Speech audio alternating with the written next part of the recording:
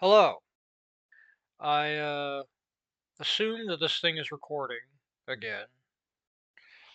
This is going to be a follow-on from the previous episode of this series. This is going to be the second tutorial or introductory episode, if you will. I know that my mic is a little squeaky, creaky, or whatever. I'm sorry about that in advance. I can't really help it. So, where we left off last time was talking about how, and don't worry about this stuff over on the side. Yeah, it'll be fine. We'll get into that in a moment. But to recap, last time we talked about and true false, which and as demonstrated over here. Excuse me, I'm forgetting how to talk. I'm just so nervous. All right, seriously. This is what it looks like. This is without Cthulhu vision. Now, if you remember, true, right, is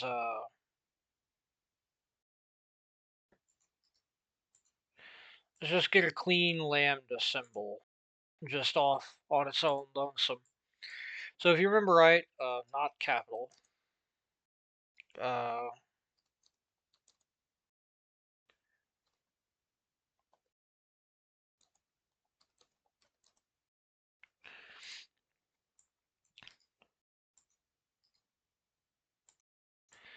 so this is, it's a little cramped, but whatever. And the easy way would have been to do this and then type Y and then match them. And you know what? Just to save myself the time. Yeah. And you too, viewer, whoever you are. Like I said, if you'll remember from last time, this is true, this is false, in what is called, and this is, what we're doing. This is church encoding or encoded Boolean algebra. I just call it Church Boolean or CB. Okay? That's what we're talking about. That's what the pun of the name of the series is about. Boolean Church. Get it? Church Boolean, Boolean Church. Okay. Well, anyway, with my nerd antics aside, this, as pointed out prior, if I can copy and paste this into place. Yeah, let me move that over. Now let's get us some.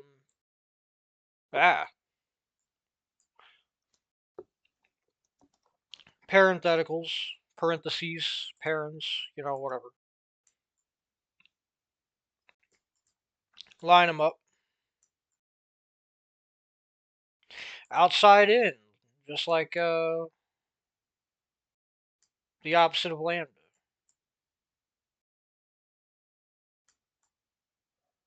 Okay, come on. One of these is off kilter. If you can't tell, I have trouble leveling stuff by eyesight. It's a weird thing I have, but I think that's level enough. So, this is what it looks like in full Cthulhu vision. Okay? Now, if you'll remember, what happens here is that true, right? Let's tinyfy this. Put it over here. It will be fine right there. True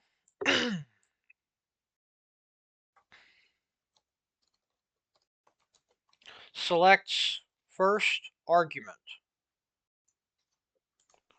False is false because it selects the second argument. These are your selectors. Okay. Ah, wrong shape. Ah. You never want a circle where you want a square. We're running out of room here a little bit, but we can fix that.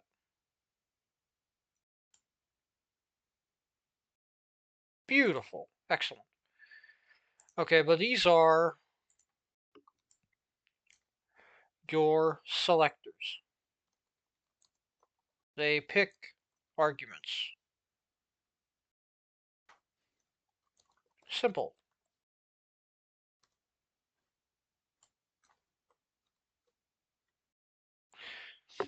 So, if you'll recall, the way that this binding function works is, well, hold on. Crap. I really should have gotten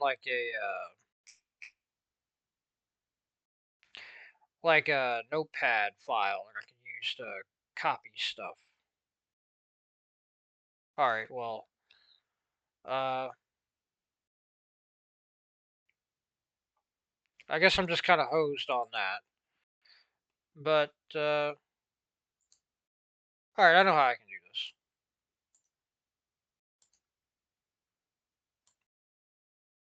I believe I used blue last time. Yeah. So let's put this in blue. Right, I believe it was blue. It's been a minute. Blue, orange, brown, right? Or purple, maybe? Regardless, we'll be going along with whatever colors we assign values in this one.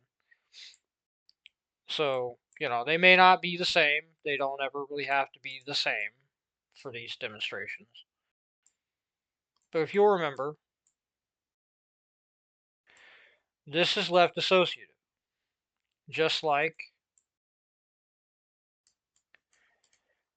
ooh, crap. Didn't want to do that. I'll try to use the same colors roughly from memory. Alright, cool. So this is left associative. According to this, right? So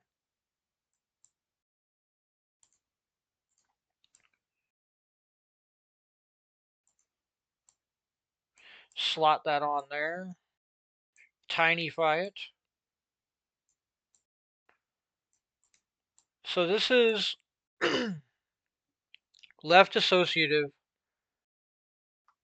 just to go over it again, in relation, in order, associative binding, which means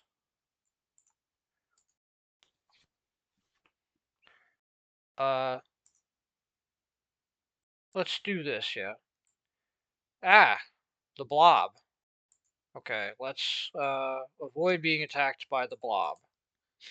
Alright. Which means this. Oh, I forgot that Paint 3D does that. If you try to flip one of these wiggly lines, it gets real bad real fast. Which means that this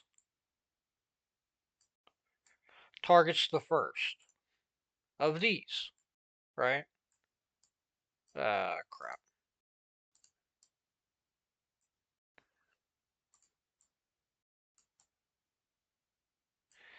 So, of course, it targets first.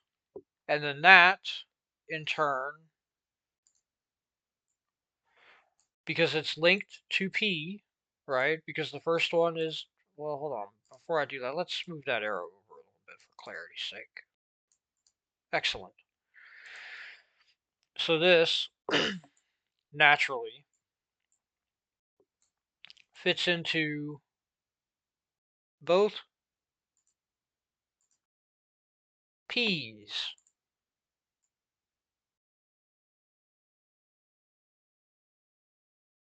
Yeah, there's not really a good way to do this, but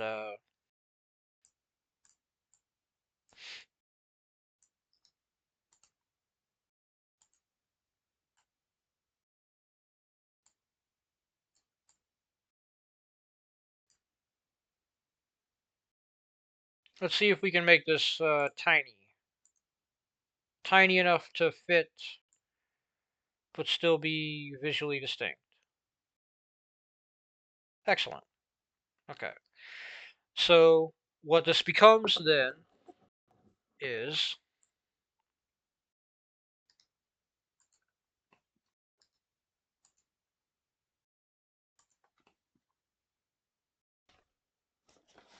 let me move some stuff around in my environs. Sorry about that. What this then becomes is this.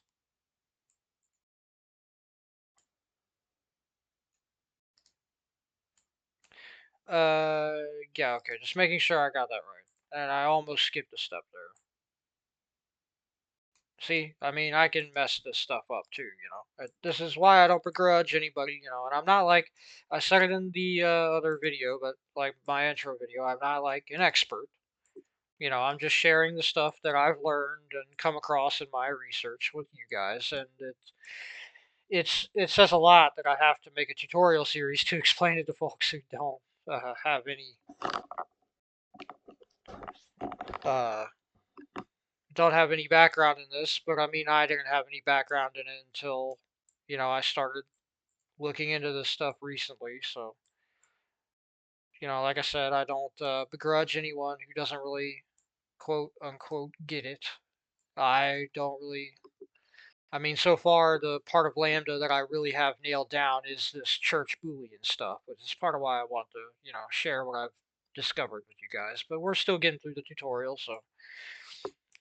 Anyway, as I said, uh, this, let me move this. There we go. My mouse is a little screwy on the scroll wheel. So let's tinyfy that so that we just have that demonstrative right there. And then, right. So what we need to do is to show the, like, relationship here. Now, I'm not sure if you have to do this in standard Boolean if you're, like, an expert. But I like doing it, you know. Even if it's not quote unquote proper. It helps me, like, you know, remember that this is what's going on, right? I almost put it at the wrong spot, and that actually is really bad. You don't want to do that. That can lead to a lot of confusion. And as you can tell, this is already confusing enough. Yeah. So as you can see, those parents mark that this, let me make that a little more definitive. It's just that, yeah. But the parents mark that this is still where the actual, like, stuff is happening. And this is the argument, right? This is where the argument field is. This is just a good mental note that you can use parents to kind of note where the function body, which is the part that I forget if I used orange or what. Ah, my ear got itchy. Sorry. That I forgot if I used orange or whatever color. I feel like I used purple. I feel like I used purple. Anyway. Does it show, like, where the stuff is still happening that, like, isn't the arguments being input, which is in standard lambda, which I'm still kind of getting a handle on. I'm sorry, my ears are really acting up tonight. But I'm still getting a handle on like normal lambda, if you will, and that's a really big problem for me is trying to figure out in some of the expression. What the heck? Paste. There we go. In some of the expressions that I've had as like test expressions that I've had the AI that I work with throw at me to help increase my competency. I mean, I still fail a couple of the like more complicated uh, expressions, like where the function body begins. So like you can use parents to like parentheses to mark where the actual stuff that's being, put into the expression begins and where it ends. Now, if you'll recall from this, what happens is, um, here I have a much better way of doing this. So check this out. Here's an interesting like thing, technique, if you will.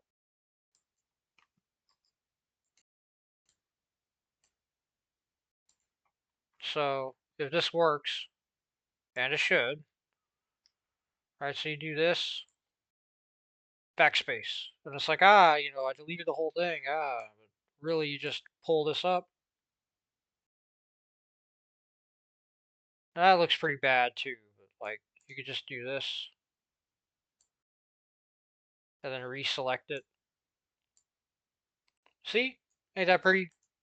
Then you can just select this and kind of move it over, down, just to fill it in. You can't really just use the fill tool. I think I mentioned it last time, but the fill tool in Paint 3D leaves a really ugly dithering effect. I could show it right now, actually. Um, like, hold on, watch this. This is like nutty. Okay, look what happens to this thing whenever I use the fill tool. See, now I can use it again, and then again. Oh, crap! Try not to cuss. Yeah, you can just keep using the fill tool over and over again, and it'll just grow larger and larger and larger with more and more like granulated dithering.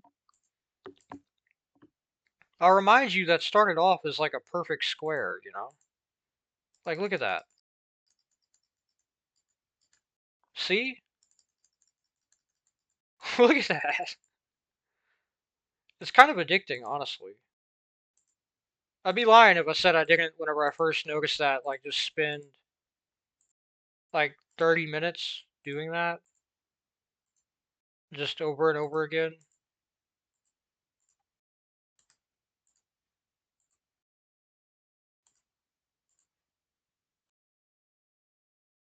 Okay, like seizure warning because I'm about to roll back through it. That's just using the fill tool over and over again. Can you believe that? Look at that. What is that? Why did they do that? I feel like this is why they discontinued support for Paint 3D. Okay, well, enough of Paint 3D's oddities. Um, anyway, the curious thing here is that this,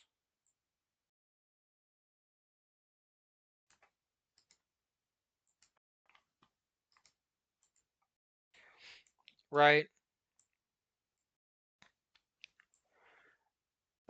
We're gonna have to like stretch this a little bit.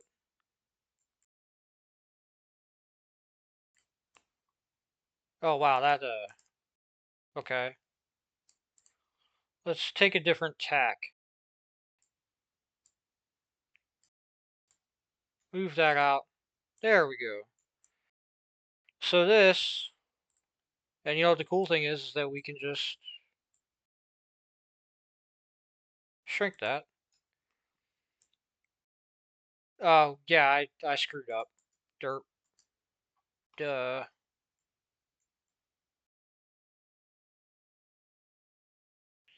This becomes naturally the next section. because what's being defined here now is, so this is, I literally just pointed at the screen like a complete lemon. Okay. So what's happened is that, how can I represent this? So this, let's remove the influence of the killer blob.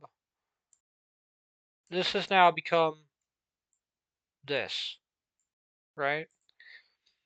And, well, also we need to have a little bit of a, crud. Paint 3D can be such a cruel mistress. Okay, let's get that just one more pixel up there. Excellent. Okay. Now let's head that off to the side.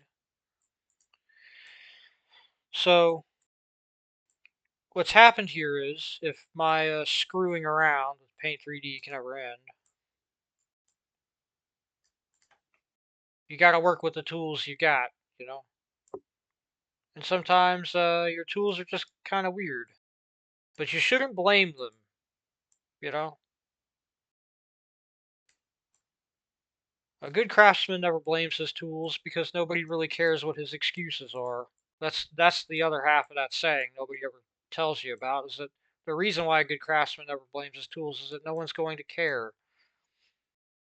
We expect you to do good work, you know. It's just kind of a societal thing. Okay, so let's move that back a little bit.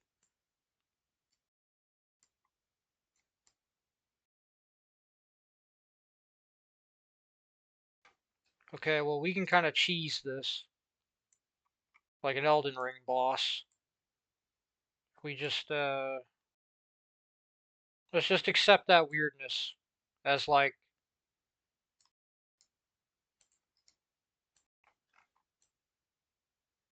as just part of what this is. Let's just accept the weirdness. Let our OCD not affect us. Okay, slowing down the video considerably because I have uh, freaking brain disease called OCD. All right, so let's get this straight. That this is what's gone on here. Is that these have all, like, well, that wasn't very good. But these have all like transferred over. You get it? So like the real thing here is that on the left side, that lambda q, the function q right here, has dropped off. And what that means is that the new shell, because it's left associative, this is the way I learned it anyway. Apologies to anyone who's actually an expert watching this or who has more fluent knowledge than I do, and I'm using colloquialisms or, you know, proprietary, if you want to call it, terminology. But the idea is that this shell right here popped, just popped right off. And then with that, this popped right off, right? Because whenever this went into here, the entire raison d'etre of this ceased to exist. So remember how I, in the first video, likened these to like a missile that fires? Well, once you fire a missile, it's no longer in the chamber, right? It's no longer in the, I mean, it's gone. You literally fired it. Like if you fire a rocket, it's not in the silo anymore, yeah? Sorry if you can hear that. That's my incredibly creaky chair. I love my creaky chair, even if it can, you know, be a little loud for videos.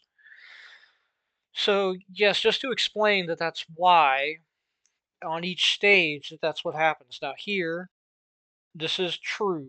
It picks the first argument in the argument field. Because it's lambda x, it'll put the first argument into x. Lambda y goes off, does actually try to bind y, fails. These both just get messed up, and that's it. So I erroneously stated in my last video that if you have something like the identity function, for instance, like this, I very erroneously and very embarrassingly misstated. Like if you had like this, which is known as the identity, well, you stop that. That is known as the identity function, right? That a lambda would still like fire or something like that. I forget exactly what I said, but it was an embarrassing misstep. This does not, this has no further activity.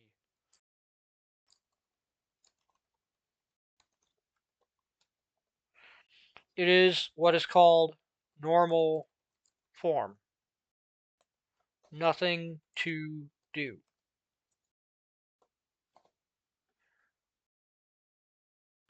So what that means is that there's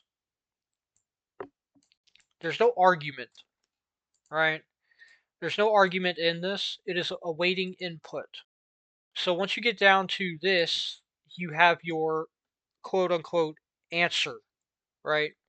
In Lambda, generally, I do believe that this is sort of the point of Lambda expressions, is to eventually get to a normal form. Now, there's some hideously ugly stuff in regular Lambda. I'm gonna show you the thing that I call the Cthulhu loop, which is interesting. So if you take what we've learned so far, and we're getting into just regular Lambda now, which is very scary. Um, if you thought Cthulhu Vision was scary here, watch this. So if you're looking at that identity function and you're a particularly unsavory kind of person, you might have been wondering like, okay, well, if in normal Lambda that's how things work, right? Well, what the heck? Paint 3D, man. I'm telling you. So you may have been wondering something to the effect of like, oh, well, this stuff applies to normal Lambda, and it does for the most part. Hold on. There's special rules with CB, with Church Boolean, that we're going to get into, which is a big part of this video, eventually. Well, I'm being dim. I should just copy that, right? Sometimes I don't know what the heck is wrong with my thought processes, but so if you're wondering what happens here, this, right, because left-associative, this is the actual, like, expression. This gets put into this. Now, if you're a clever person, you'll understand what that means. That this becomes XX, which just becomes this again, right? And then it plays out infinitely. Now, from what I understand, working with the AI that is helping me learn, like General Lambda, this breaks stuff. There's like special rules and special stuff around this that I don't quite grasp yet at the time of recording that keeps this from breaking computers and making them short circuit and start fires. But yeah, that's the Cthulhu loop. It's very, very hideous. You don't want to stray far from Church Boolean. This is where it's nice and safe in Lambda. So with that refresher out of the way, and I mean, you can tell here that it picks the first one, and the first one between the two in the argument field is true. Excuse me, it's false. So true picks false, and then the final form would be, like the normal form would be false. Again, we're just going over a quick refresher. I don't know how long the video's gone on, and I know that took me way longer than I could ever justify using the word quick, but let me make sure that okay, I still have like a big lambda thingy. Let's tinify that. Just put it over in our noteboard. So we're going to get into beta reduction. I told you that beta reduction is this, like these stages, right? Like this is beta reduction, right? From here to here is beta reduction from lambda q, lambda x, lambda y x, q, lambda x, lambda y x, lambda x, lambda y y, like that nightmare headache. Reducing that, you notice the word reduction, into lambda x, lambda y x, lambda x, lambda y y, lambda x, lambda y x, like that is beta reduction. I don't know why it's called beta reduction. Uh, that's what it is. Anyway, over here, now you might have noticed that this is and true false. We have the 7 major gates, not, and, or, XOR, NAND, nor, XNOR, and then implies, which implies kind of makes my head turn a little bit because I'm not really I'm still in the like first principles and intuitive stage of learning all this. So implies I understand on an intuitive and like I have kinesthetic synesthesia, as I said in my intro video. So implies in my head makes sense in my like kinesthetic synesthesia. I don't really know how to explain in words, like language, what it's doing. I understand what it's doing. But in a form sense, in a felt form sense, I don't really know how to, like I said, translate that into English. But I do for the rest of these, okay? And not really should be at the top. That's kind of me screwing up. It should be like, because not is what is called a unary gate, which we'll get into that in a moment, which is also important, another important part of this introductory video. Yeah, let's tinyfy this just a little bit. Just a little bit. Compress this.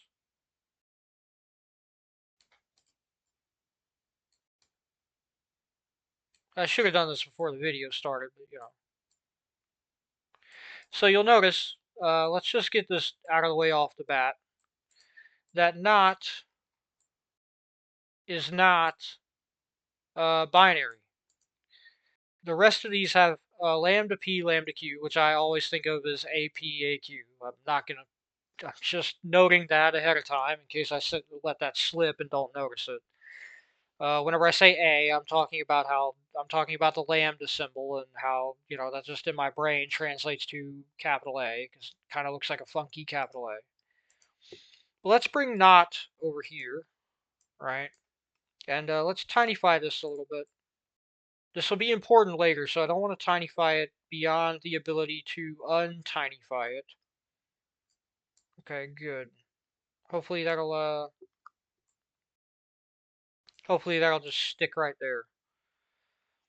Okay, and we'll keep our little notice and our little spare lambda in case anything horrible happens. We can just get rid of this. Okay, so I mean you get the idea over there. I don't need that reminder text, I hope. Now what we're gonna do with this is something I call um, BooLambda. It's a module in conceptual geometry, which is my system, framework, whatever.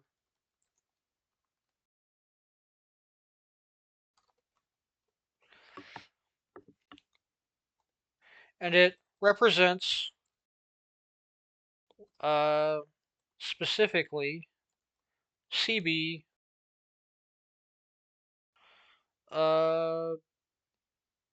what would you call it? It's not really like a truth table per se, but like flow. All right, and orange equals beta reduction. We'll add that. Red or blue equals true. Red equals false. And we're gonna run out of room here. So let me gently try to move this so that we have like infinite room. Trying to think. Yeah, I think that's all of the reminder text that we need on that layer. The next reminder text that we need to be able to put next to it is that it is left flow associative, aka left to right associative according to flow. Meaning, if the output is emerging on the right side of a square, the input on the left is first, second, etc. from bottom to top. If it is emerging, the output, from the bottom of the square, the inputs are first to last, from left to right, on the top of the square.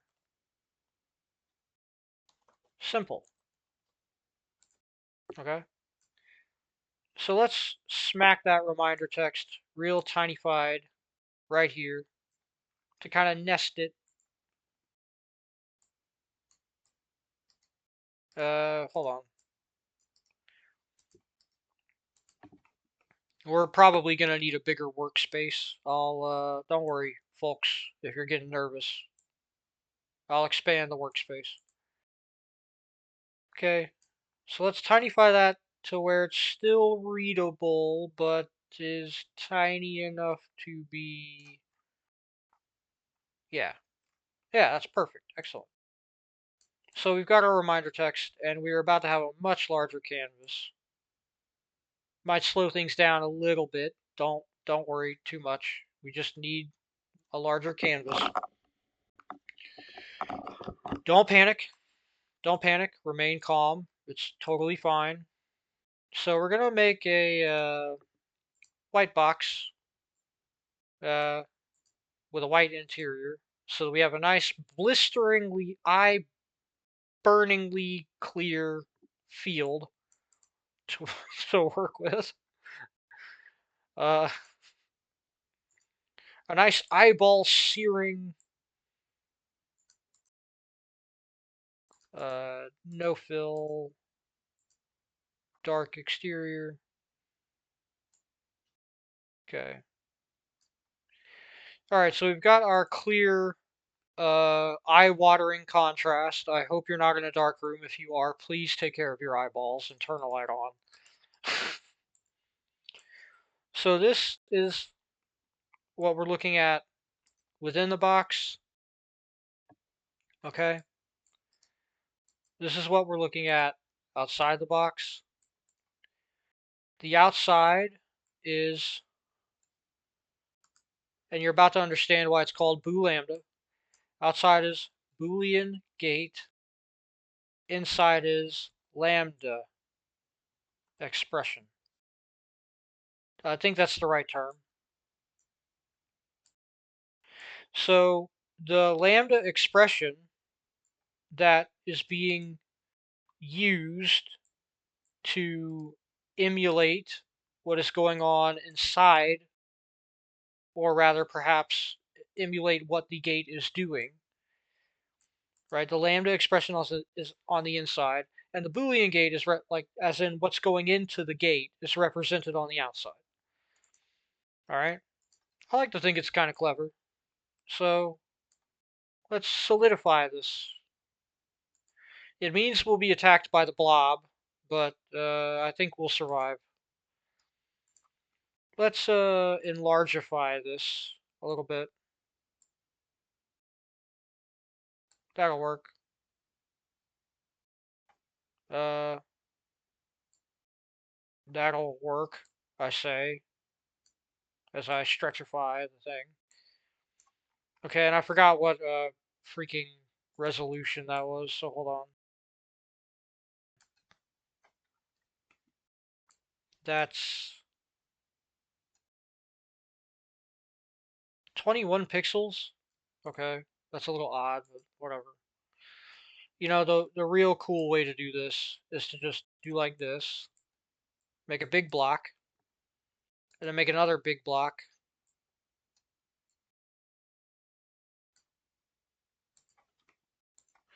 Okay, and then you custom cut the height.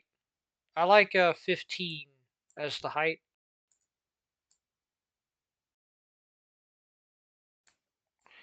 And there you go. You got, your blue and your red. Now we need a big block of orange for the beta reduction steps. So whereas we went with height as the main thing before, we're going with width. Width. It's difficult for me to say.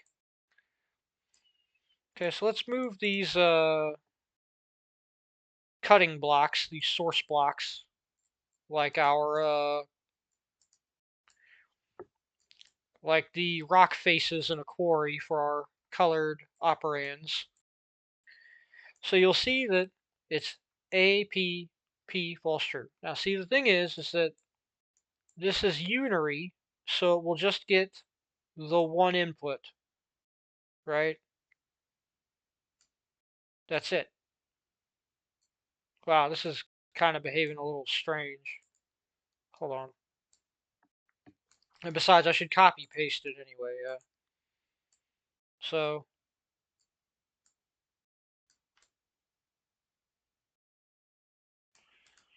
this is, oh, that would be a little bit heavy-handed.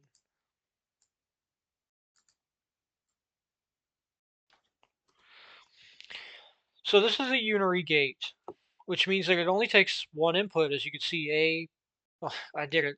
I told you I'd do it. Lambda P, P, right?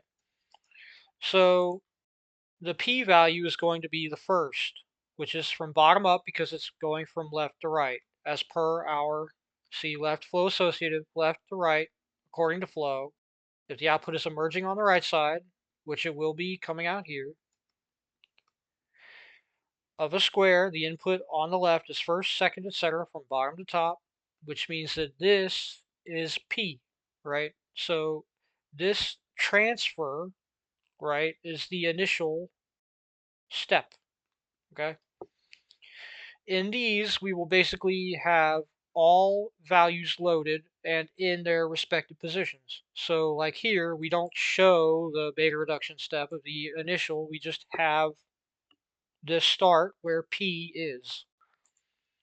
So with that said and understood, let me get a more compact, there we go. So this is the second, which is false, right? Now we're just going to make these nice and extended to make it a little more obvious. But in the more complicated, you know, crud. Well, that's not that big of a deal, I guess. Yeah.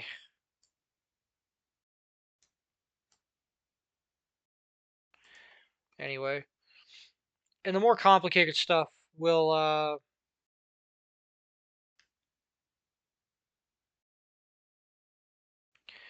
we'll have to uh, compact this a little bit. That's the word I was looking for. So the thing is that, so we go P false true for not. Now the reason why it's called not is because what comes out is not whatever you put in it. It's that simple, right? You'll find out if you start researching this stuff that a lot of the names of things were kind of sensical, actually, like alarmingly sensical. Oh, let me copy that and paste it over here to use for later. But yes, a lot of stuff was alarmingly sensibly named. Uh, I saw a meme on X the other day about programmers not being good at naming stuff and logic people not being good at naming stuff. I don't know where that comes from because the not gate is really good. So this is the beta reduction. Now, if you take this, right, and do this, I'll do that so that you don't have to do that on your monitor. This is true, false, true, right? In the beta reduction step, now true is going to pick false. Now, if this were false, it would pick true, inverting, right? Inverting the signal. So let's finish that off with, uh, you know,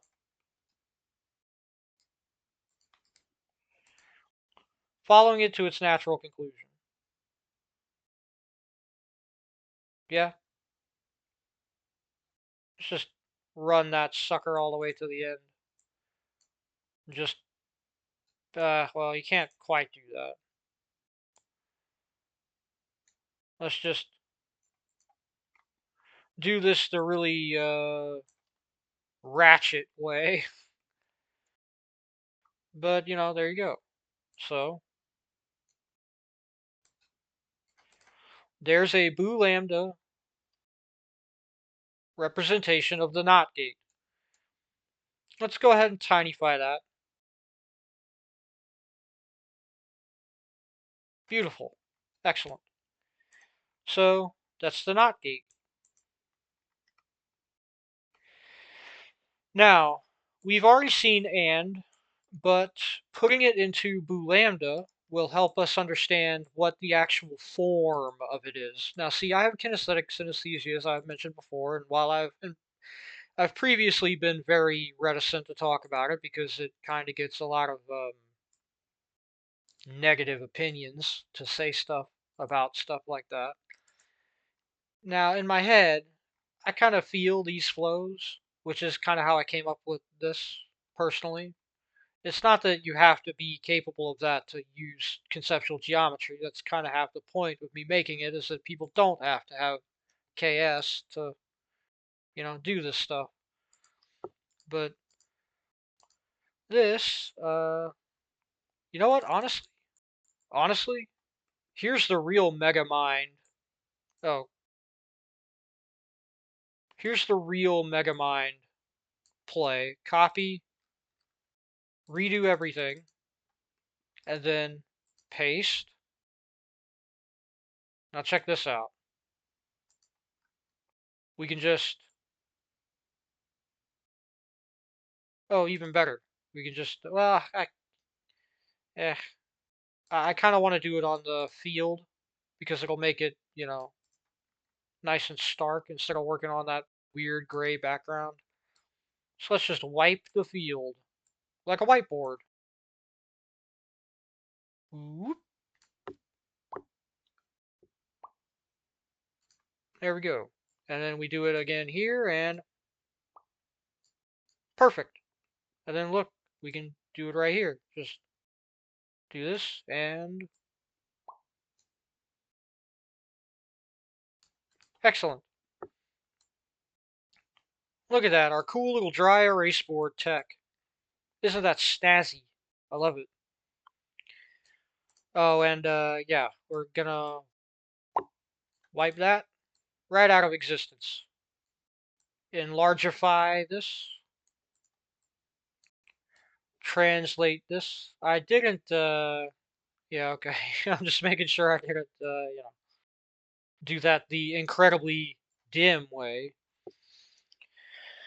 So now with that, let's go ahead and get our prerequisite 15 height cut, right? And let's go ahead and get a longer cut out of this one too. 15 height, yeah, that'll do it. Let's put them side by side. Shave them down to exact lengths so that we know what we're working with. Enlargify them greatly so that we really only need to like cut them into exact lengths. And we can begin. So, like before, what we're going to do here is, oh right, I don't need that much. Now this is a binary gate, which means, as you could probably tell from the name, it takes two inputs. So this will be the first input, right? And then this will be the second input because bottom to top, left to right, like flows. No, excuse me, flow associative. So let's cut that right. How? How did it do that? I swear, Paint 3D sometimes just has a mind of its own. There we go. Now, what we're going to be looking at here, we already have our values loaded. So because the first input, which goes to P, is true, and the second input, which goes to Q, is red, it's going to be true, false, true. Okay? Now, I mean, that kind of seems like, well, wait a minute. Like, isn't that just not? Well, kind of, right? The thing here is that if both are true, actually, this might be a better way to show it. Let's say that, let's say for a moment, actually, this will be a much better way to show it. The first input is false, okay? And the second input is true. So unlike our example with the not, right, where it was P false true, and true became true, and then we had true false true. What we're going to have here is,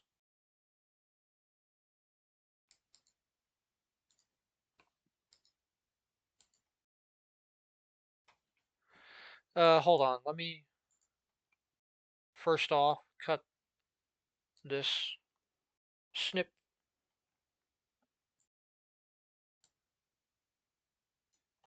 Snip. Okay.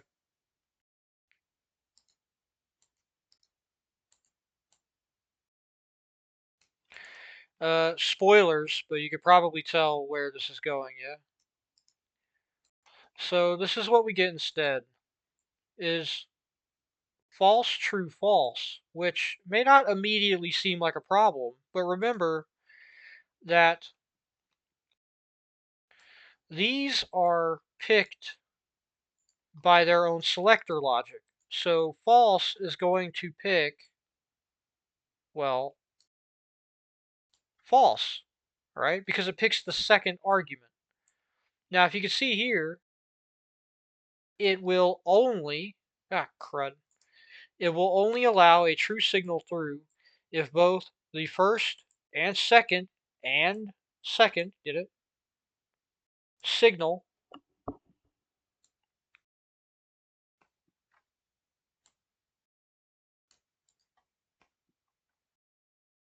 is true.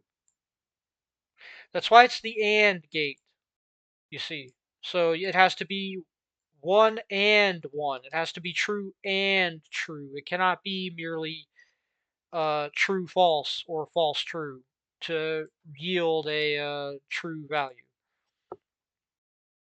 So what you get is this, the Boolean gate AND. So let's copy this. So like I said, that's a demonstration of how the AND gate is named that because it has to be one or true and one or true for it to have a true value come out of it. I know I repeat myself a lot, but please understand, it helps me stay focused. I'm not doing it because I any assumptions of the audience. I'm doing it because it literally just helps me stay on point. So the OR gate, if you notice, and if you're catching on, well, you probably already understand where this is going, but right? So let's starting to slow down, Page 3D, having to deal with all this stuff. All these different if you want to know my theory, it's because it has to save all these like history, you know. Wow, hold on. What? You can actually say export as video. That's pretty neat. I didn't know that. But I'd rather do it this way. So Let's put this right here. Let's do the wipe down like we did prior, right? Just wipe the dry erase board nice and clean, snazzy. Let's do it over here too. I love it. This is my favorite part. Excellent. Okay, so this is what the OR gate looks like. Now, if you're wondering, OR, huh? Huh. So if you notice the setup of it, right? How to put this?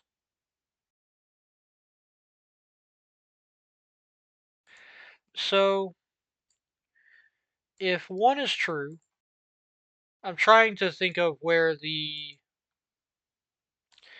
So if you get true as the second, what the least obvious configuration is, if you understand what I mean by that. I should have gotten those. I should have sectioned those off a little bit more. Okay.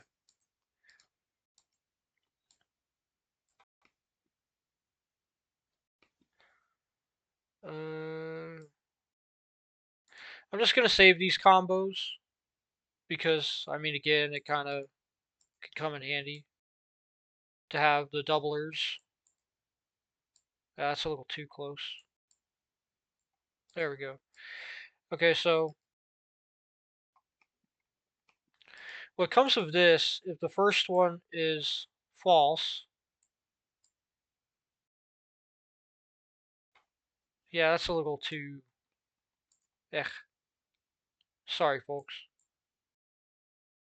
You probably get the idea already, but I'm just making sure it's we got the little reminder thing, and I am still terrible at figuring I am stupid. Okay. Let's cut that down because I can't tell if it's exact C's or not. So if your bottom input, or rather your first input, bottom on this chart, but first input that goes into P is false, and your other input, right, is true, what you will get is, check this out. So let's flip this. Aha! There's the twist, right? So what you get is that. Now false, still like before, selects the second argument. So the thing is, right, it just duplicates false twice and then puts in the second, which in this case is true. Now, if you'll take note of that behavior, what that means is the inverse is also true. That if you have true as the first input, well, it will just go true, true, and there you have it. You're just kind of stuck with the true.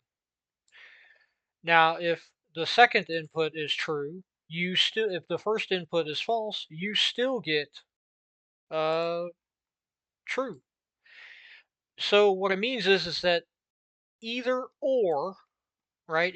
If one or two are true, just like how it had to be input 1 and input 2 to be true with the AND gate, here it's one or the other, right, is true, you will get a true value.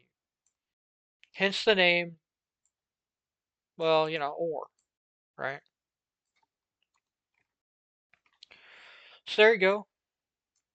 It's a clean BooLambda rendering of the OR gate. Now I know this is kind of laborious or whatever, and it's taken a while, but please just follow me here. I'm doing all this for an important reason. It has to do with what we're actually going to be getting into, the exciting stuff. if you will. The things I think are actually exciting that I've learned. We'll just leave that like that. It's not that big of a deal. I tell myself desperately, hoping that my OCD will leave me the heck alone. Okay, so now here we get into XOR. Now, you may be wondering, what the heck does that X mean? Well, we'll be getting into that in a moment. I did, yeah, okay, cool. Making sure I actually managed to copy that instead of having to backtrack 3 different spots. So you know the drill. We're gonna erase everything on the erase board.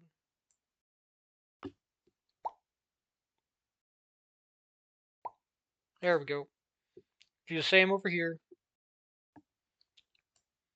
Keep our stuff nice and tidy. And if I wanted to be a real cheeky guy, and I do, this would probably be a lot easier, and I think it is, than the alternative. There we go. Sometimes there's little tricks that I've just forgotten somehow.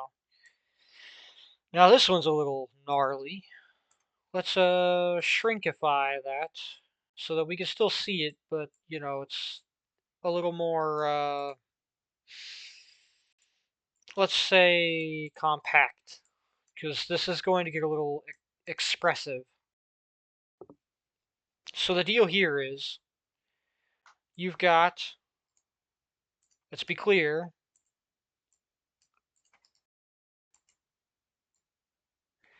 that will be, I think it doesn't actually matter what the configuration is, so we'll go with Q false true.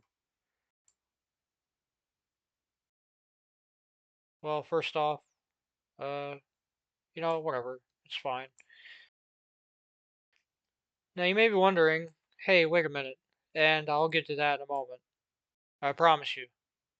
If you're one of those wondering, hey, wait a minute, and you're a rather clever person, that's fine. And if you're not, don't sweat it. It's not a big deal.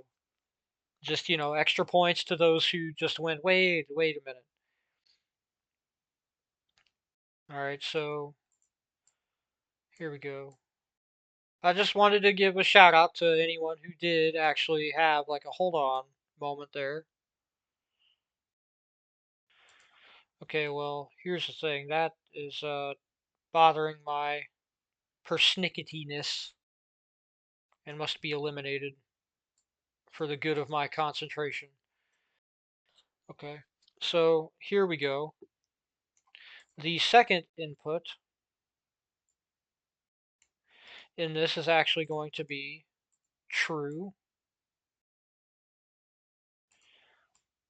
Note that this lining up is of no significance. It's just, in fact, just to avoid that being a misinterpretation, let's just shove that down there. So it's clear that that's first, second input, not anything to do directly with a follow on or continuance of input. So we go here. That's also to demonstrate that in BooLambda, it doesn't matter how far apart they are. First and second is structure order, not distance. So here's where things get a little gnarly. This is the Q false true. Okay, this is the Q false true inner parent. So the thing is that in lambda calculus, you do these things inward out. So we do this first, right? Whenever you have a nested structure, you do this first and it counts as one unit. Okay? This is all like, just to make it clear, this right here is one unit. So whatever it reduces to, as we'll see, then acts as a single unit. Okay? So what this reduces to is false, because it's true, false, true, right? And because it's a beta reduction, we are left with a single thing. Now you'll notice, and this is one of the things that I love about BooLambda, is that it makes it immediately clear that what has happened is you have done the reduction and you are left with a thing that is structurally occupying the same space. What that means is that when these go on, right, and take note of this, because this is kind of a big deal. This is sort of a big part of why we're even here having these videos, is that it continues on in the same structure, okay? So it's still in the same basic structure of CB, which we'll be talking about at the end of this. Now, if you get it already, awesome, good on you. You know, if you don't worry about it. If you can't understand what I'm talking about yet, don't worry about it. If you do, that's incredible, awesome. Like genuinely, that's awesome. But nobody should feel bad. So that comes out as true. Nobody should feel bad if they don't. Again, it's bonus points, not a failing of anybody. So this comes out as true from that. Because again, false, if we take this whole thing, right, and we go left to right, this is false, taking the second argument, okay? Which is the other cool thing about BooLambda, is that it allows you to just take a graph and literally turn it so that you can, side eye whether or not it's right, whether or not the expression's right. This only works for for CB though. This is not a module for general lambda. I have a module for general lambda, and we will go over it at some point as part of my series on conceptual geometry. So that's XOR. Now you may be wondering, what the heck does XOR mean? Well, this is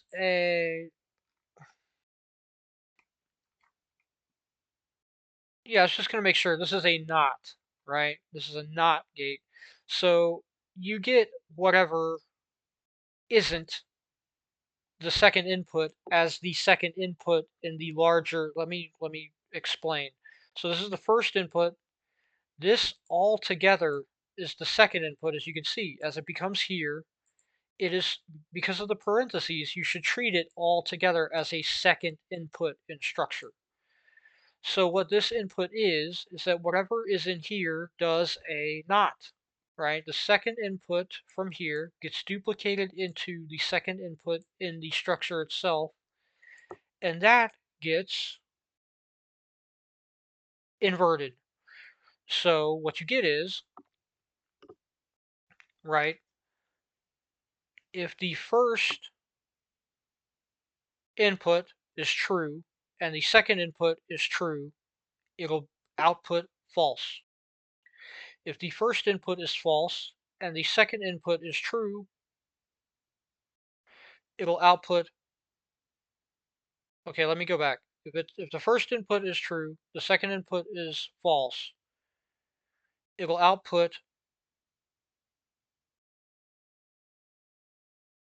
sorry, I'm having a massive brain fart. I've been talking for a while.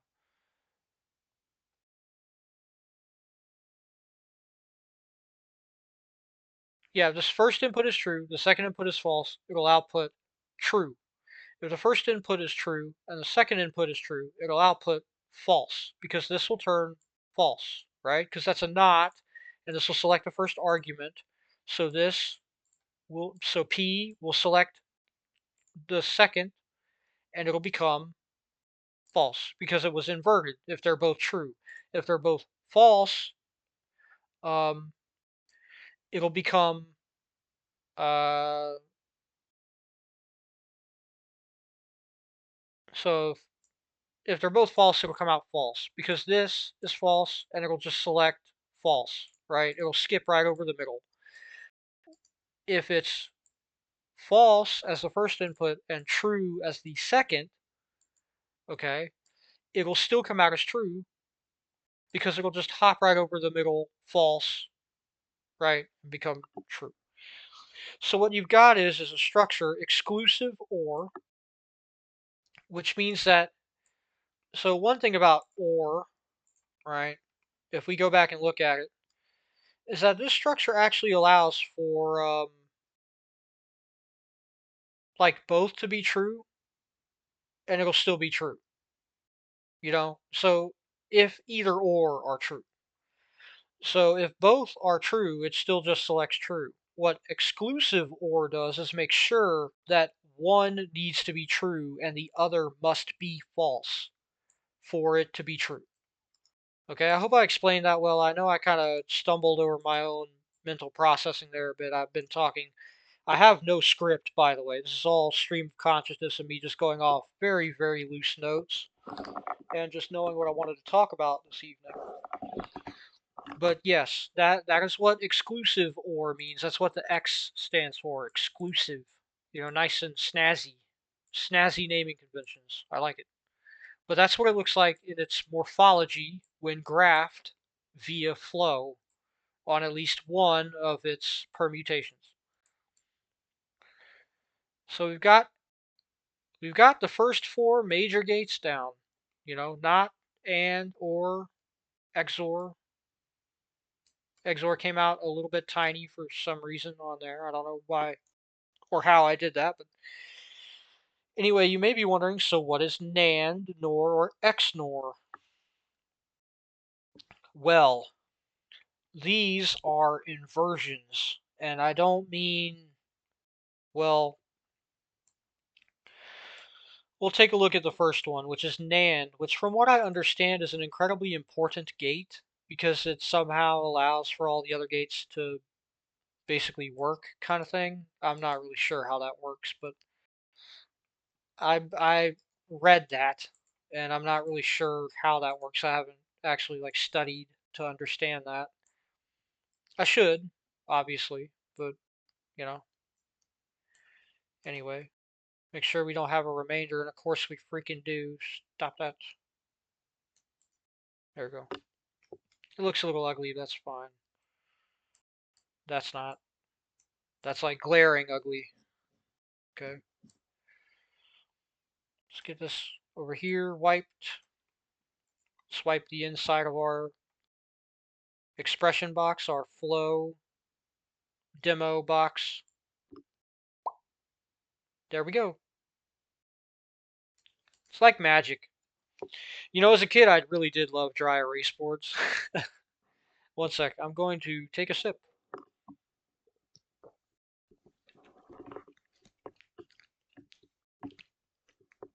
from this incredibly cursed sugar-free drink. Holy crap. It's sparkling ice starburst cherry. It tastes like chemicals. Like you should not be drinking it. It does not taste like does not taste like something someone should be drinking. It's tasty, but you know, chemical tasty, just like Starburst. Anyway, the NAND gate. Okay, so what the N stands for is not. So this is a NAND, so not and. NOR, not or. XNOR, exclusive, not or. So let's get this straight, yeah. This is gonna be a little bit of a headache for me because it takes a little bit. It's easier for me, oddly enough, to process in BooLambda graphing um, uh, variables rather than constants because my brain can just go, okay, PQ, PQ, you know, whatever. If it's false, true, true, it screws up my brain. So let's decide what we want as the second input. False, true, right, right, right. So let's invert this for false, true, and just get that. Ack, ack. I know that was off. Eh, okay, okay, okay, okay. Alright, so let's get this up here. Painstakingly try to keep it in line with the others, and I know it isn't, but whatever, it'll be fine.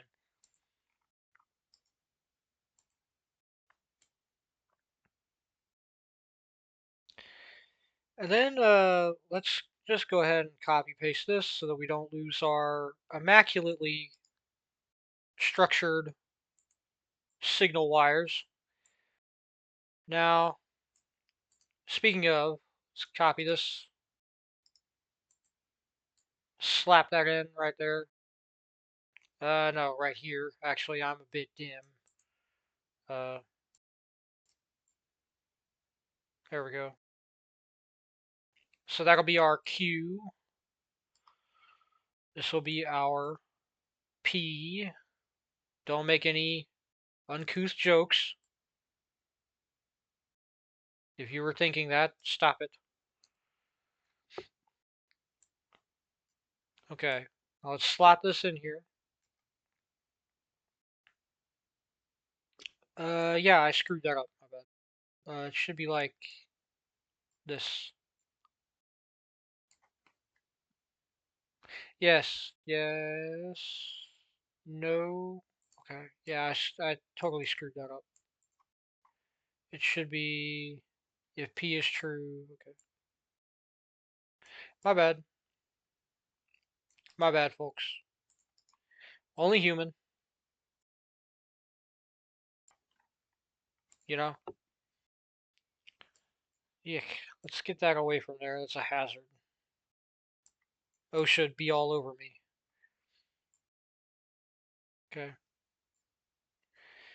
So as you can see here, we've got a lot of fixed rather than variable signals, meaning false, true, true, right? So we've got false, true, true, and then the first and second input lined up next to each other.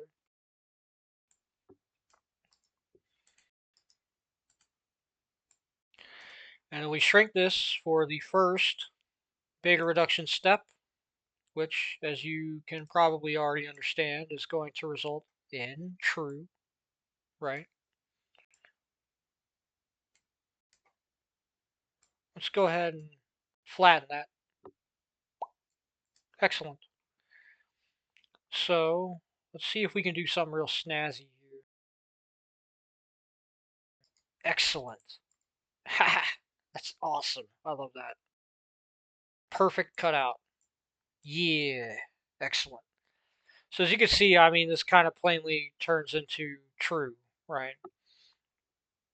Now you may be thinking, okay, now if you wrap your head around it a little bit, this isn't actually too different, if at all, really, from the structure of XOR, right? But what it's doing is that whereas in AND, here's the way that I quickly here's my mnemonic or whatever you want to call it, the thing you use to remember it, is that in AND, so P Q false true, right? And we go over here and it's P Q false true Q, right? I know that's hard to read, but um, it's P Q false true Q, and this is P Q false true true. Now what that does is through the structure, and we'll just go ahead and finish this while I'm yammering on like a jerk. But what that means is that effectively speaking, whatever goes into Q, right, is inverted, and then whatever P is picks between whatever uh, Q inverse is and just a flat true value. Now, what does that mean?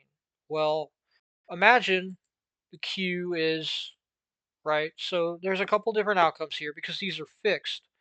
What Q does if true, this becomes false. So you've got P false true. And guess what? That's just an inversion. Now, if Q becomes true, no, rather, if Q becomes, I forget which one I said first, but if Q becomes true, you get false. And then that's P false true, right? Like I said, I believe that's the one that I just said, so my bad to anyone who gets really annoyed at repetition. But, crap. But anyone getting annoyed at repetition, like I said, I do that because it helps me focus. And if I lose my place, I'm sorry. It's just the quickest way I have to regain wherever I was in my thought process. So, snap that out of there.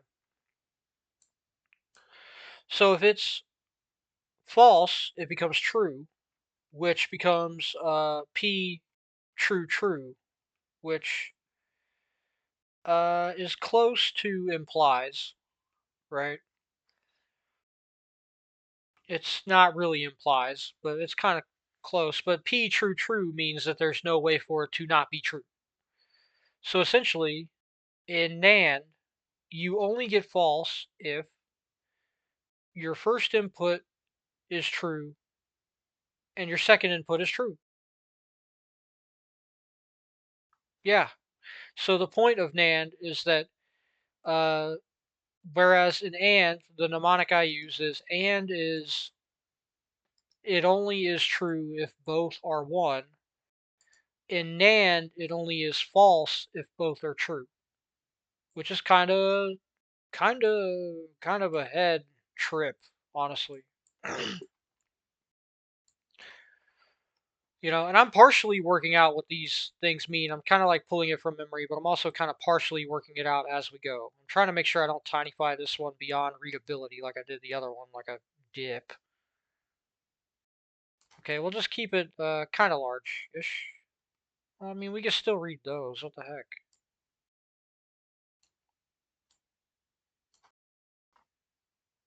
Yeah, okay, that's like kind of readable. Let's just keep that. Okay. So NAND, the only way you get false is if both are true, which is, as you can tell, the inverse of AND, where you only get uh, true if both are true, right? And you'll notice that it's kind of the same with NOR, where I remember what this one does, and I remembered what NAND did, kind of. I just didn't remember the exact explanation.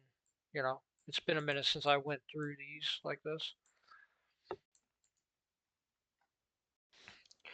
So let's wipe our. Let's stop taking chunks off of the board. Yeah, that's not hygienic. Start by doing that.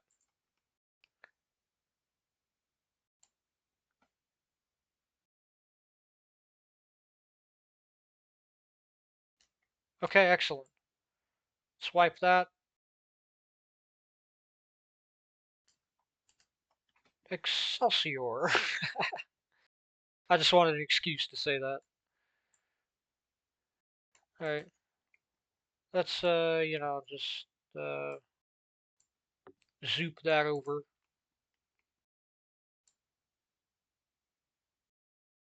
Zoop this up. Excellent. And zoop this over too. What the heck? Okay. It looks a little crummy, but whatever. Anyway, so NOR, as with prior, right, we're going to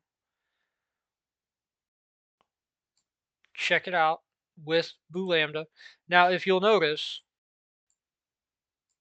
whereas before,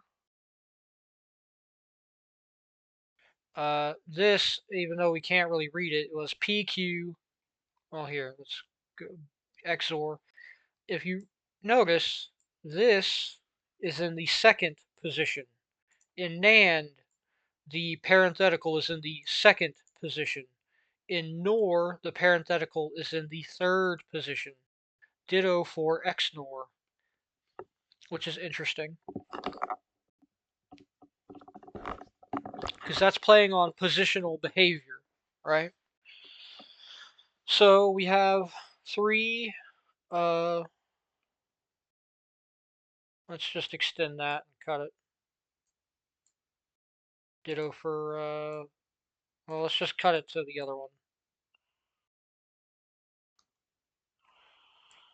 Snip, snip, snip. There we go. Snip that. Okay, so we've got false, blank, false, true. So let's decide what our, I guess our second input will again be, assuming of course I didn't, by 1 freaking pixel, are you kidding me? Okay. I can tell when it's off, but I can't line them up. How freaking weird is that? Alright. Well, anyway.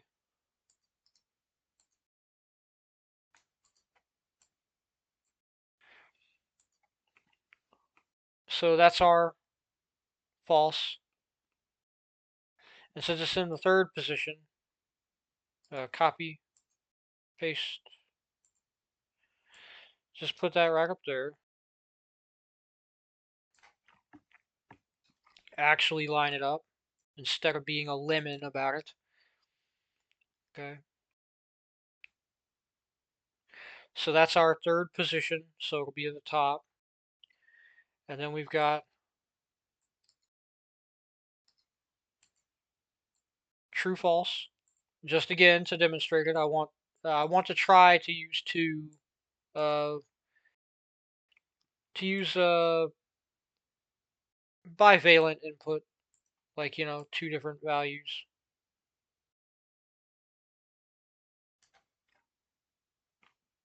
Okay. Like I said, as you can tell, I can't really tell. So, yeah, I screwed that up actually. This should be flipped. Excellent. So we've got P, false, Q, false, true. Just to keep that in mind. So it's from bottom to top, from left to right. All right. Again, or rather, it's what I meant by that. I know I just said that weird, so I need to show what I mean. It's left to right. Okay. It's flow associative.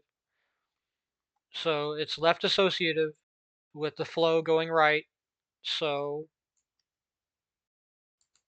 since the flow is going right, the left to right is bottom to top. Okay, just to hammer that home again, because I know it can be confusing.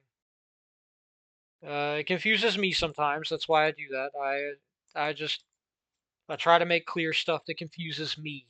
I don't assume anyone's having difficulties just out of some whatever. I'm a very easily confused person, if you'd believe it. So let's get this slotted in here. Like, I think of a lot of this stuff like the triangle hole, triangle block from whenever you're a kid. I don't know if young folks nowadays still have that in doctor's offices, but where you like have the little square block and the square hole. Anyway, wow, that was bad. Okay, well, we can fix that, thankfully. Wow, yeah, it's me getting a tiny bit distracted. It's fine. I should have pushed that up another one. See, look at the wonders of Paint 3D. You never really make a mistake if you know what you're doing. Just happy little accidents. Okay, so that's the first beta reduction step. And then we move this forward. Then we move this forward in turn. And then what comes from this is true, as you'd expect. You know, false, false, true equals true. It's good to get these little things kind of understood now, because it's not going to get any easier once we get into the stuff I'm actually making these videos to share with you. Because as you'll understand by the end of this video, it's going to get a lot more complicated very quickly. So, which is the other reason I'm going nice and slow and going over everything, is because what I'm going to be talking about ramps the difficulty of this crap up to like 11 and breaks the lever off at 10. So what we have now is false, right?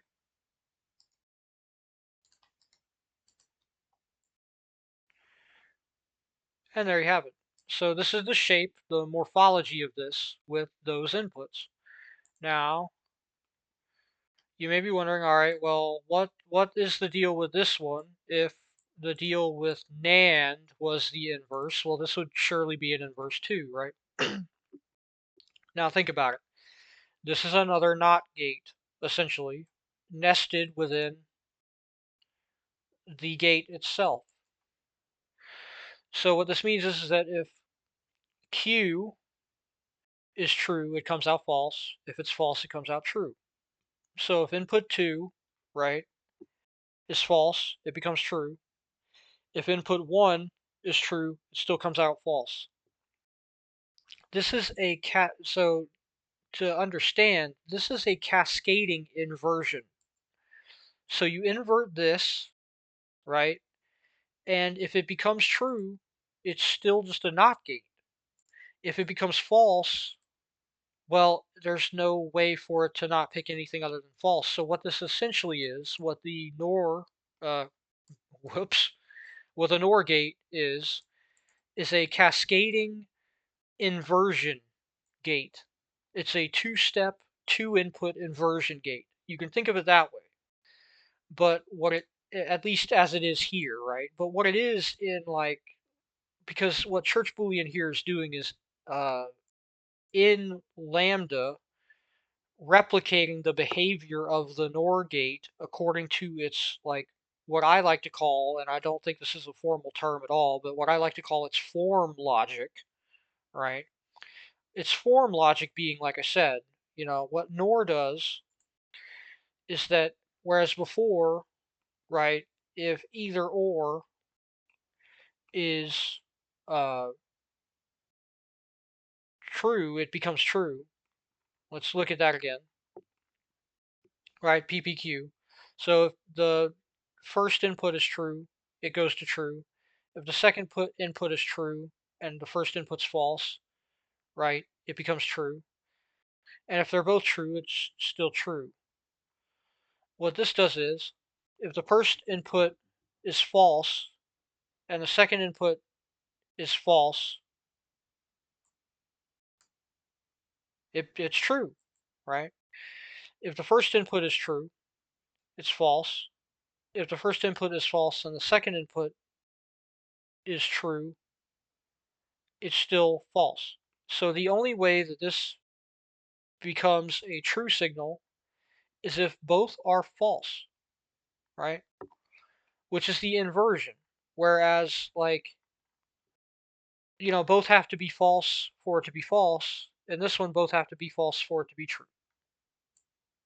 Yeah, kind of neat, huh? So that's that, like like flow form mapped with BooLambda. We're almost through the gates, folks. And I'll show, we gotta move our like quarry over here. We're running out of room. I don't think we'll need the colored blocks again, but hey, whatever. And I know this has got to be going on to a long video, but please understand if you're still here. Thank you, goodness, thank you. But also, it ain't any easier for me to talk this long. I don't have a script, like I said. Ah, crud. Come on. There we go. And I'm not used to yammering on like this forever and ever and ever. So, there's the NOR gate, right? And finally, and I mean, you can understand what this is. If P is true, it selects Q. If P is false, it selects true. If uh, P is true and Q is true, it's true. If P is, you get the idea. I mean, we'll probably still map it, but I kind of don't know. It depends on if we're running out of room or not by the end of this. So this is the most complicated one, sort of. Uh, in my original BooLambda rendering of it, it's a lot more complex than this. But because there's multiple ways to render these, if you'd believe it. Let's just cut that off right there. Don't need that. Let's wipe the board.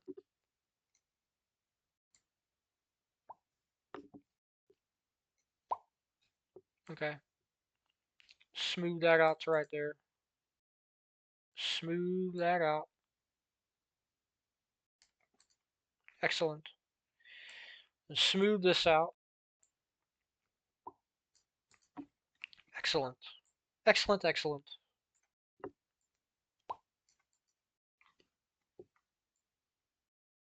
Mm, excellent. Okay.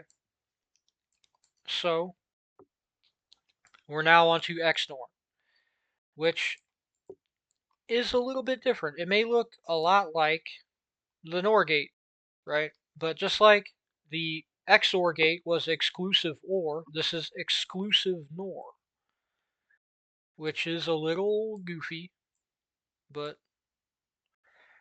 and again, that's another NOT gate nested at the end with the second input. So we have false true already. Excellent. Amazing, incredible. We're just going to go again with false. And then we're going to get true here.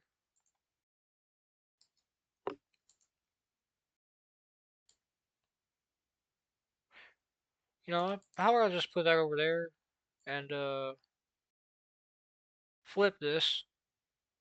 Oh wait, no, I understand why I'm not just flipping it, but I can do this.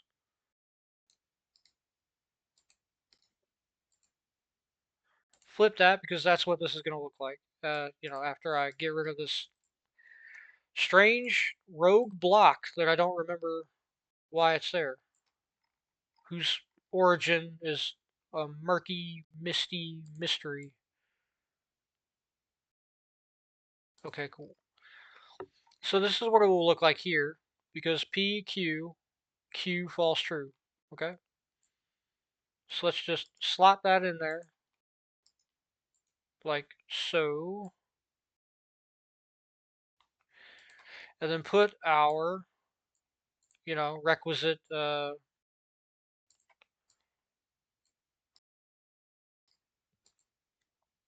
inputs in to the structure so that we have full representation of what's going on available for visual acquisition. So the thing here is that you've got a tri-variable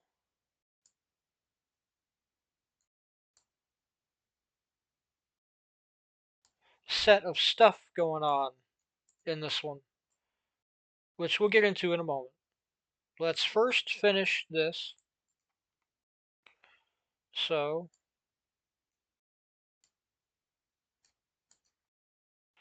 this will be true, as you'd imagine.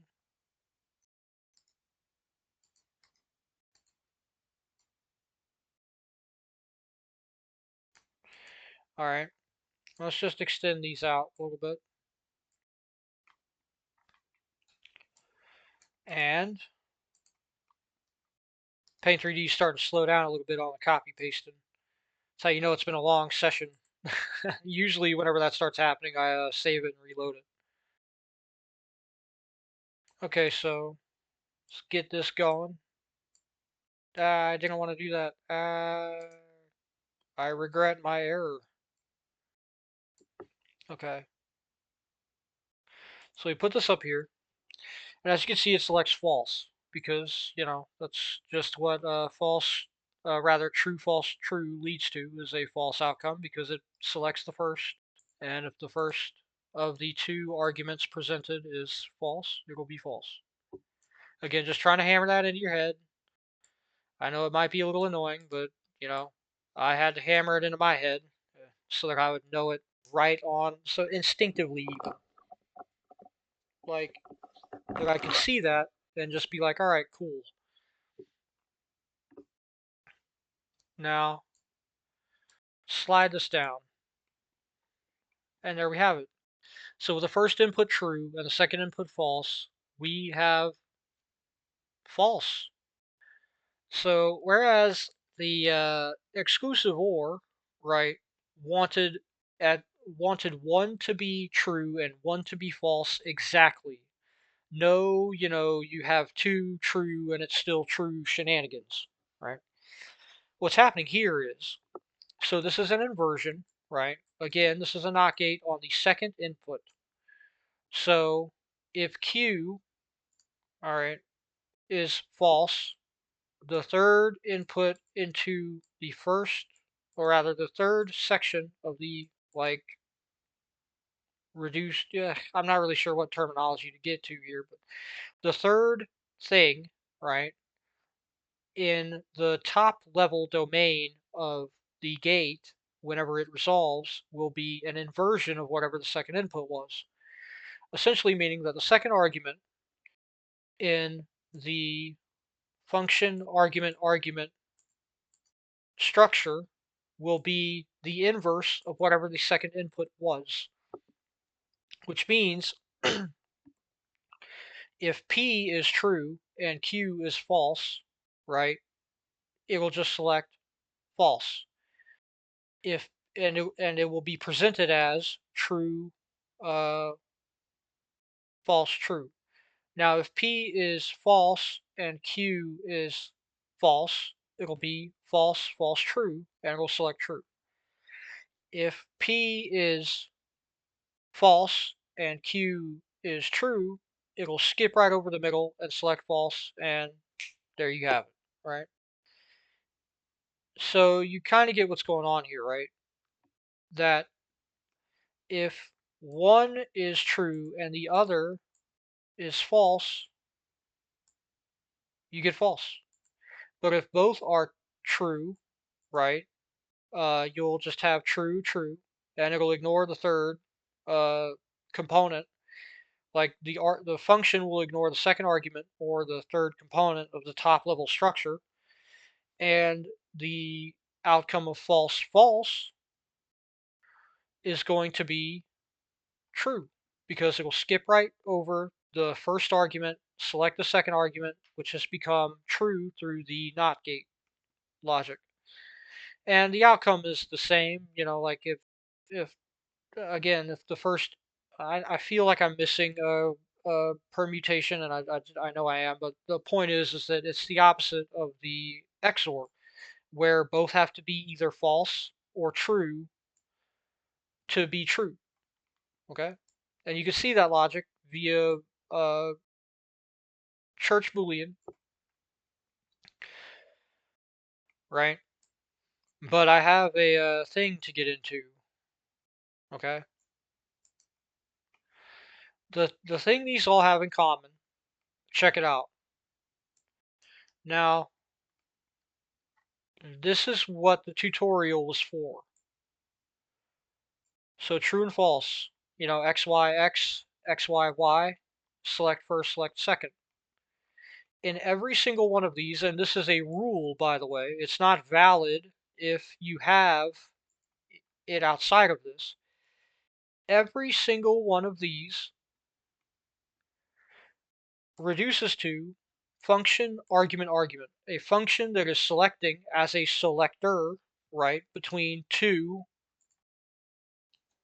arguments. So we can render this as FAA. Okay? This is the structure of church, hold on, bivalent church Boolean. And you may be thinking, wait a minute, hold on. What do you mean? What do you what do you mean bivalent? Okay? What I've discovered recently, and as far as I'm aware, nobody else has really spotted this or made it explicit, but the thing that makes this structure legitimate are these selectors, okay, and their logic. So what I've done recently in my research is that I've come to the startling realization that if you go, I think I'll keep it in the sinister red because it fits.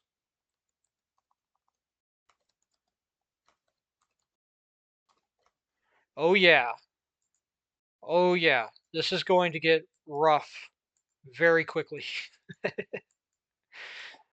If you do this, right?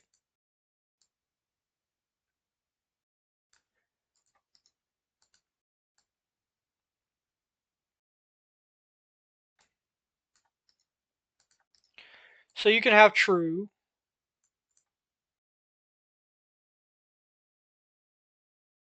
right? True,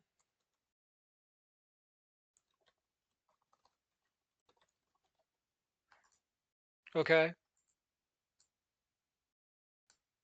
Eck, ah.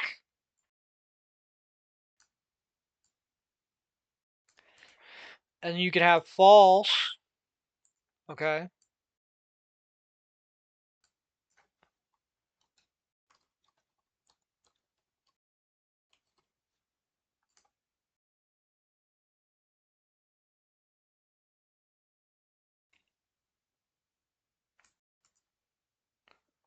Let's move these over a tad bit.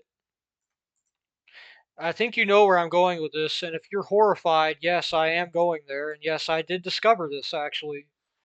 This is kind of neat that I discovered this, and that, like, as far as I'm aware, nobody's like made this, this explicit. But so you got your X. Let me do it like this: X, Y. Okay.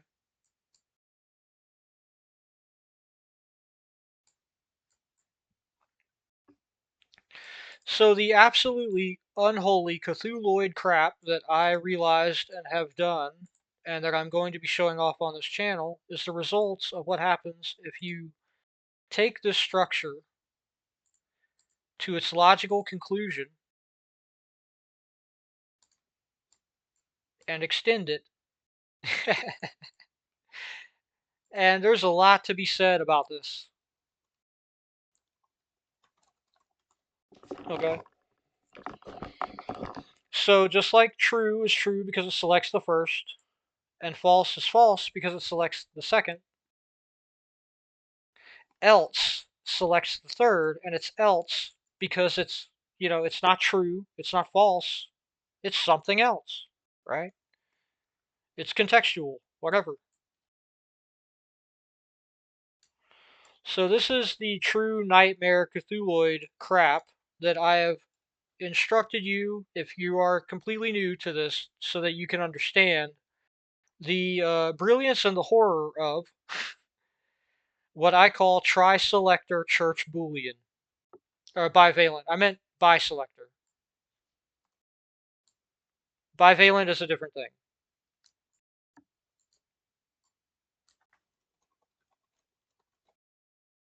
Okay?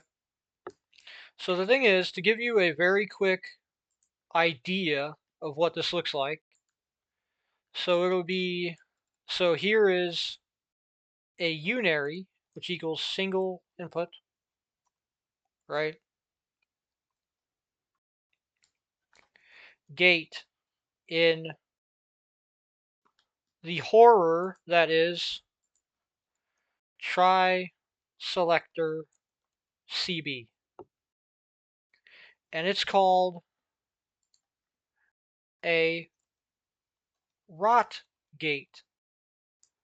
Because instead of not, right, which inverts, what we're going to be doing here is, as inexplicable and awful as it may seem, and yes, I need to go all the way back because I was a dip and I forgot to copy the, Here we go. Again, another quick tip. As long as you don't do anything else, you can just mash redo. And then, there you go. So, let's check out what the unary rot L gate looks like. Okay, as a cool way to finish this video, because we're going to be getting into the uh, ternary, which is the 3 input. We're going to be getting into ternary bivalent, which is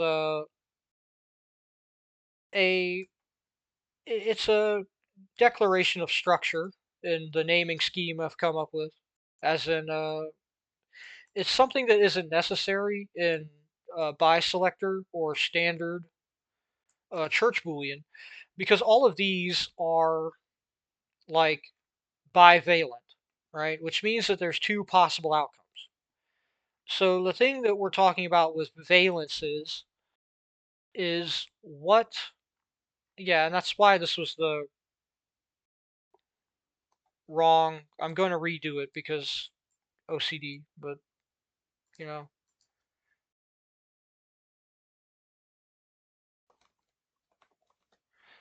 there we go. Beautiful, perfect, excellent, amazing, fantastic.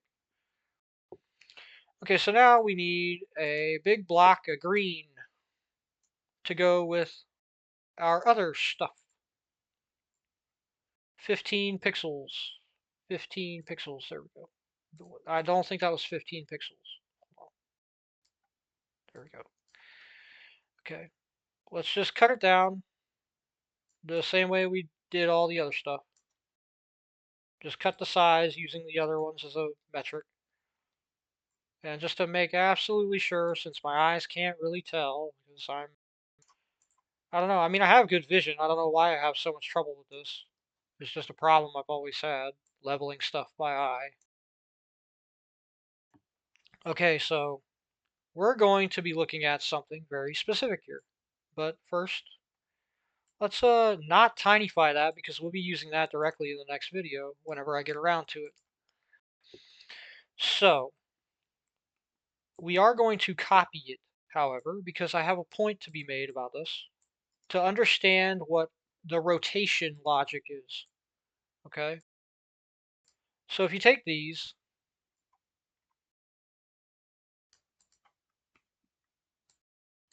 yeah, let's just, yeah,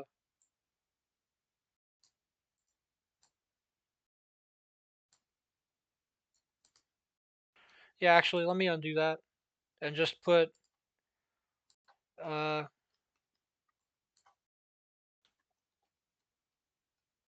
U rot L, unary rotation left, okay? So if we're looking at these, it goes TFE because it goes, right, first,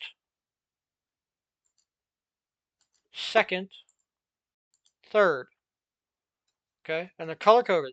So if you were going to rotate left, it would be right.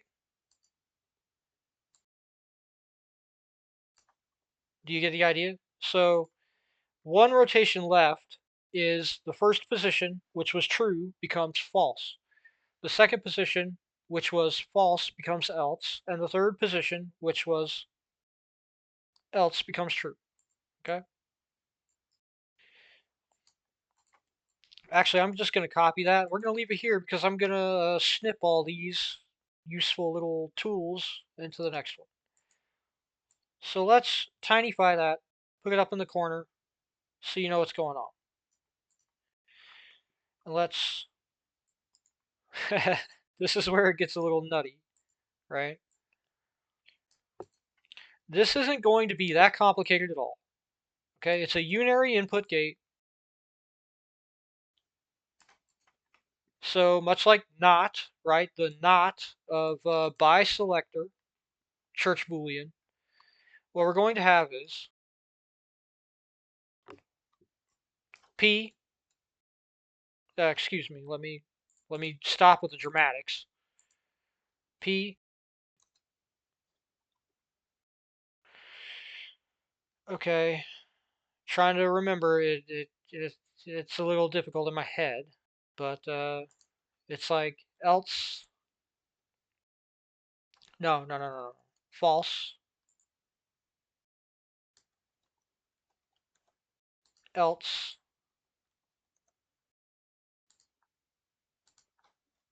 True. I meant that to be blue. Okay. So what's going on here is copy. Let me move upward. Goodness. So this is the unary left rotation gate. So P false else true, just like this was P false true. So notice that in this one, if it picks true, like if P is true, it turns into false. If P is false, it turns into true. Well, in this, if P is true, it turns into false. If P is false, it turns into else. If P is else, it turns into true. Okay? So let's represent that actually with a gray signal wire to show that it can be any of them, right? Because this will get confusing fast to look at if we don't have like signal wires, since we're dealing with now tri-selector logic. So this is the unary signal wire, which we'll just put in the middle, right? And it, if I can remember not to, well, I'm dim. Did I still have it on? Yes, excellent, excellent. Yes, yes. Like M. Bison off that one meme. Yes, yes. Okay. So what happens here is, let's have our question mark wire that doesn't have, you can treat it kind of almost as all three values at once and none of the values at all, right? It has no values. It's the scrupulous wire. Scrupuleless, that's a hard word for me to say. Scrupuleless. It's the wire without scruples, or a dastardly wire. Alright, so let's get rid of that big block. So, just to make sure it's clear which one is coming in here, it starts off as a gray wire, right? And then you've got, let's line these up. False. Yeah, okay. That was a weird one. I can explain that in a minute. I said false because I was already thinking of which one I was going to grab next. True. Okay. So we get this. No, it's false else true. Correct. That was my screw up. See, even I'm getting confused. Like I said, it's not something that's easy to pick up and keep going, if you get my drift. This stuff is very confusing. So, we're going to get into tri-selector logic, but say, okay, like say we turn that on and it becomes a, I mean, you get the idea, right? Like, if it's true, it becomes false. If it's false, it becomes else. If it's else, it becomes true. So just to like hammer that home, we'll use else because it's the new valent, whatever. It's a new value. So we'll slot in right over that one, else, symbolically, right? And yes, the beta reduction happens because it is FAA, right? It happens across all of them, okay? Because it is an argument expecting 3 input. It is a function, rather, that is expecting 3 arguments. I got that backwards. I'm so excited to show this off finally. It's been a lot of, work and talking to get you guys to the point where you can see this. It's excellent. I love this. This is amazing. I love it. Like, check this out. Whoop. Excellent. That's not so excellent, but even that's excellent. I love this stuff. It's awesome. So this is the foundation of,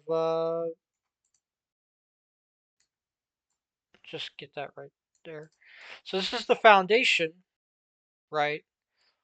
So this is FAA, and to explain, in case it's not clear, the reason why, if it's FAA, right, in Church Boolean, like biselector Church Boolean, is because these only expect 2 arguments. So it is a function expecting 2 arguments. Now, the reason why you have 3 of them, like, is literally because the structure is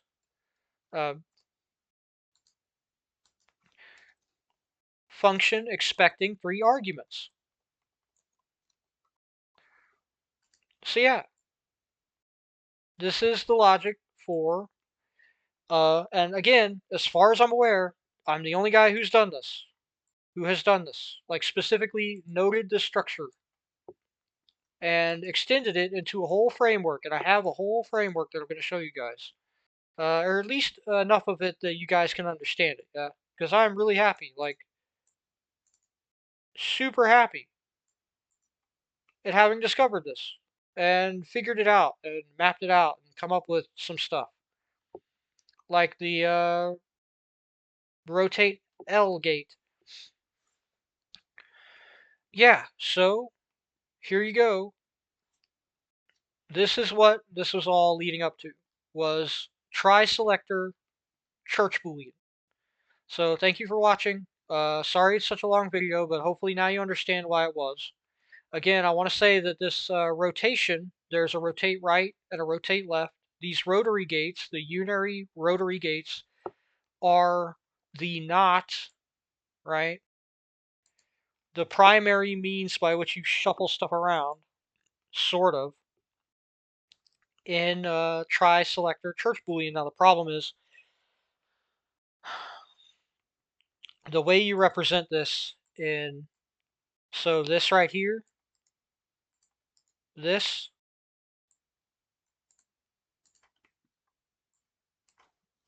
this,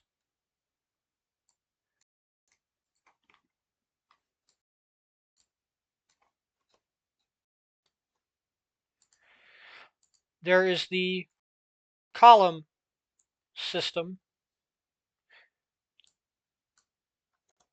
in tri-selector CB.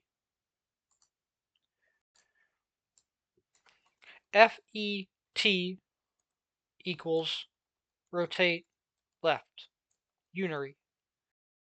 Okay? Meaning you put P in front of FET, and that's rot L, or U rot L for unary. All right. The problem is that there are 27 columns in tri-selector CB.